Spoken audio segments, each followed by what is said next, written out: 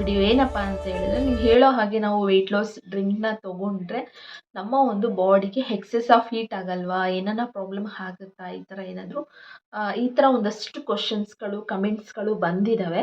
ಓಕೆನಾ, ನಾನು ಅಲ್ಲೇ ರಿಪ್ಲೈ ಕೆಳಗಡೆ ಕೊಟ್ಟಿದ್ದೀನಿ. ಹಾಗಾಗಿ ಒಂದು ಡೀಟೇಲ್ ವಿಡಿಯೋ ಮಾಡಿ ಹಾಕ್ತೀನಿ ಅಂತೇಳಿ ಹಾಕಿದ್ದೀನಿ. ಅದಕ್ಕೂ ಸಹ ಒಳ್ಳೆ ರಿಪ್ಲೈ ಬಂದಿದೆ.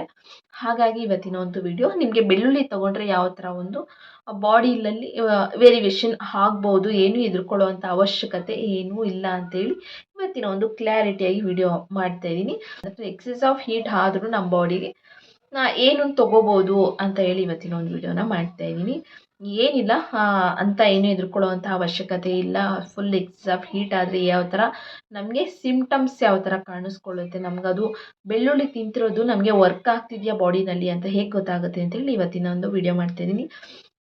ಇದ್ರ ಬಗ್ಗೆ ಫುಲ್ಲು ಡೀಟೇಲಾಗಿ ನಾನು ಯಾವ ಥರ ಸಣ್ಣ ಹಾಕ್ತಾಯಿದ್ದೀನಿ, ಬೆಳ್ಳುಳ್ಳಿ ತಿಂದರೆ ಉಷ್ಣತೆ ಆದರೆ ಯಾವ ಥರ ನಮಗೆ ಬಾಡಿನ ಬ್ಯಾಲೆನ್ಸ್ ಮಾಡ್ಕೋಬೇಕು ಅಂತ ಯೂಟ್ಯೂಬಲ್ಲಿ ವಿಡಿಯೋ ಇದೆ, ಹೋಗಿ ಚೆಕ್ ಮಾಡಿ. Thanks for watching.